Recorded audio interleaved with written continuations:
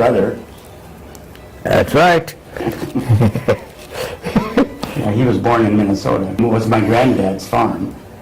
He was born at home, the doctor come out. My dad sold all of his equipment, and then we come west in 1940 to Newburgh. There were six of us, and 2 girls, 4 boys, kind of in the middle. We were in school then, of course. I was in grade school when we came west. Yeah, I was about 10 when we come west. And he was quite younger than that. Well, my dad worked on dairies, some, here in Oregon, and he felled timber for a while. And then he worked in the shipyards during the war as a welder.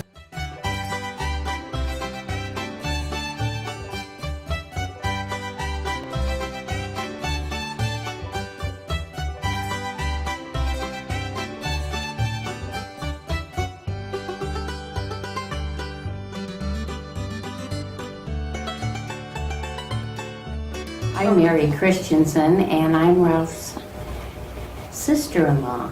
That's right, you're my Ralph sister-in-law. for 53 years, and I've been a major caregiver to Ralph for a number of years after he lost his mom. My name's Billy Burgess, and I'm Ralph's paid companion, and I've That's right, you're my been paid friend. companion for the last Yeah. 8.5 years now. Does he call him Billy Bridget?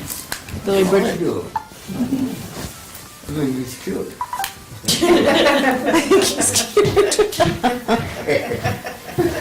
Oh, several years ago we left him at his brother-in-law's for Christmas Eve for a few hours, and when we got back to their house, they said, "Who is Bridget?" I'm like, "I have no idea." And then he goes, "Billy Bridget, is it time to go home?" All right. I'm Tracy Meyer. I've known Ralph since 1992 and started living with him on Oh, yeah? July 4th, 1999. And That's right, Tracy. I can remember the first time I took him to your house, he goes, "No, you can't go that way. You've got to go this way." I goes, "Ralph, yeah, are you sure you know where she lives?" "Yeah, you got to go around this way." He used to be good at directions, except the time you got lost. 4 days. But didn't you say that he ate berries and drank water? Oh, yeah. He wasn't dehydrated when they found him, and it had been the hottest days that they had said they'd ever had. And I said to Ralph, "Where did you get your drink of water?" And he sat there or laid in the bed at the hospital. And I said, "Where did you get the water to drink?" And he took his hands and he went like this. And I said, "You gotta drink out of the creek." He was laying by a creek, and he evidently had just scooped up some because he wasn't dehydrated. But he was hungry. Man, he was inhaling everything they gave him. He said he ate berries. Afraid or scared when you found him? Or? Well, I asked him if he got afraid at night, and he said he sang, what was How it? great that thou Oh, art. How Great Thou Art.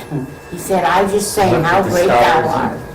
Evidently, he must have gotten frightened, and he said there was coyotes or something, he said, that howled. And he said he just sang How Great Thou Art. He was living in Mac, and he wandered away from where he lived, and he was trying to get out. I don't know whether you're familiar with Flying the M. Flying M out by Yamhill. He was trying to get out there, and he was way out there in the wilderness, and he got lost, and he didn't know They where. found him there by Rainbow Lodge. Rainbow Lodge. The kids at Rainbow Lodge, they knew he was missing, and we had it on the TV and the radio, and so one night the kids thought, well, they knew that they said he was seen out in that area. So they went out one night, and they just started traipsing around, and they finally found him. We had looked for 4 days. We drove went up out and there down and all those roads looking all for him. those roads everywhere. He said that he had went to a lady's house, and he knocked on the door, and he told her that he was thirsty, and she told him to get away. and she never called in, you know. I would have thought she would have called in, Yeah. you know, and reported that somebody was lost, but she didn't until afterwards. And then she told the police that, well, he was at my door knocking and I sent him away. We took him to see his mom and dad's grave a few years ago, I guess. And he was born, or he grew up in, he was born in Minnesota, but he grew up in Lafayette, Dundee, Newburgh, McMinnville area. And so he knows a lot of people back there. So as we were driving to Newburgh, he just said, "There's Johnny Meeker's house." And so later we asked his brother about it. He was like, "Yeah, he was probably right. He lives right around that area." So, and that was probably from 40 years ago? 40 years ago. Yeah, probably. I think he comes from farmers in Wisconsin, Minnesota? Minnesota. Oh, Where are Minnesota, you from, somewhere? Rob? Minnesota Vikings. From the Minnesota Vikings, okay. Really what I appreciate about Ralph is his earthiness. He just is who he is. I always know where I stand with Ralph. One of my experience is eating out with Ralph. So not only do we know where we stand, so does every waitress, every wait staff, every busboy that ever walks by him. Yeah, that's what I was saying. It's, yeah, you know where you stand with him at all times. Where that is may change in 5 minutes. Yes. But you will know. Yes. You will definitely He will know. not make any secret about it. No. He's a good, wholesome type man. Just kind of has a. You're a good man, Ralph? He likes to charm people. That's one thing I like. If a woman walks in, he'll like, "And how are you?" You know, he glistens when he says it. Or he always says, "Hello." He takes beautiful." pride in himself. Yes, he does. That's the first thing I ever noticed about him, was the way he dressed. I think the essentials for Ralph's life are his harmonica, his hanky, his Mickey Mouse watch, and his, what he called his coin purse. Mm-hmm. So. You won't play me a song? Please. No. You got it.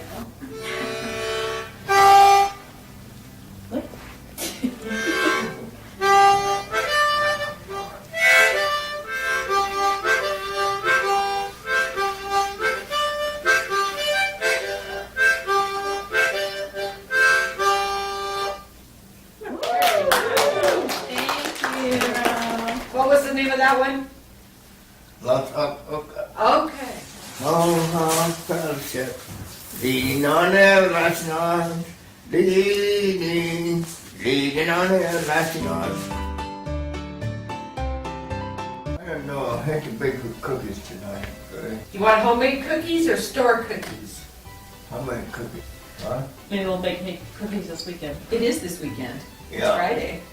That's right. It's Friday. You're right, I know that. It's Friday. That's right, it's Friday, it's the weekend.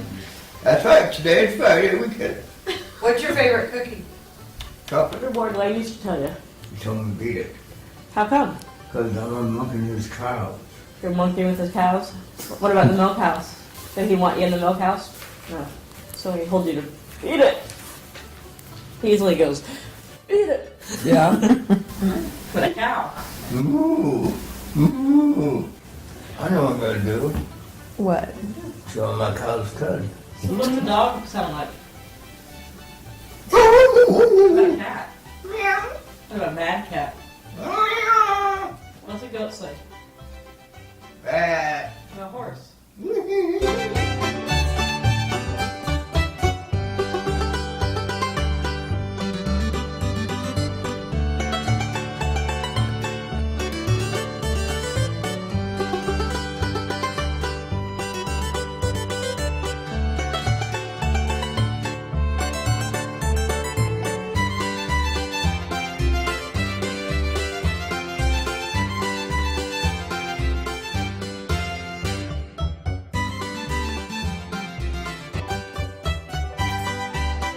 Judge Judy. Is this your wife? This is my fiance. You have a job? Yes, ma'am. Buy a couch. Get over it.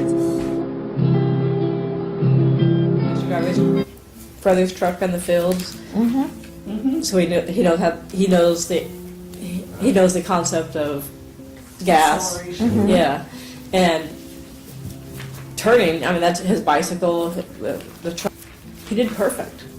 It was pretty amazing.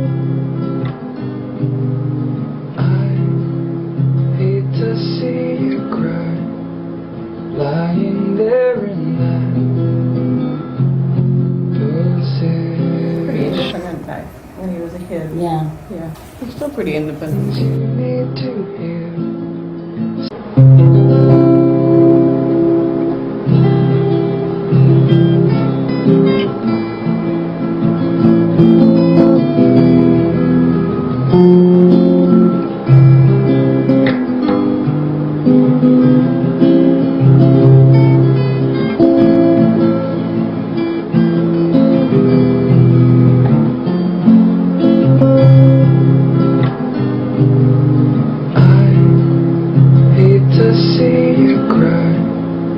Lying there in that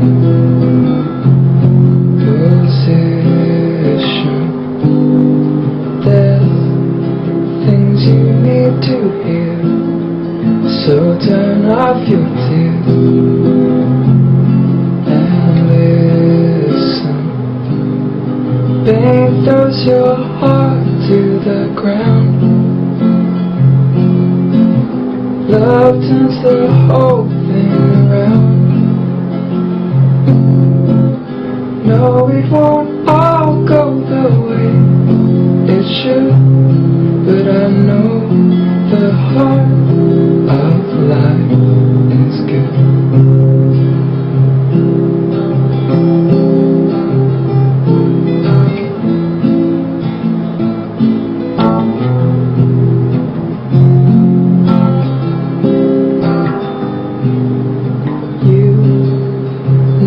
Nothing new, bad news never had good timing. Then the circle of your friends will defend the silver lining. Ralph used to tell me stories of things you remember. Okay, that's a big story. What kind of cars you It remember? amazes me because we'll go in a parking lot or see an old car, and he'll say, "Oh, that's a Bel Air Oh, or yeah. something." Oh, yeah. And he's He always knows. The older cars. He knows old tractors too. We Yeah. have Oh, yeah. the RFD TV channel, and they have a couple of old classic tractor shows, and he knows a lot of them. You gotta take him out and show him John Deere's that Larry's put together. Oh, those old ones. Yeah, brother Larry has got tractors and John Deere's. he's What's your put favorite together. pickup truck, Ralph? Ford. A Ford. What color? Red. Red Ford. After you've known Ralph for a while, he'll allow you to call him Grandpa Jones, and then he'll correct you sometimes, and sometimes he won't. Grandpa, tell me about the good old days. Sometimes it feels like this world's gone crazy. Grandpa, take me back to yesterday, when the line between right and wrong didn't seem so hazy. Did lovers really fall in love to stay and stand beside each other come what may? Was a promise really something people kept, not just something they would say? Did families really bow their heads to pray? Did daddies really never go away? Whoa, whoa, Grandpa, tell me about the good old days.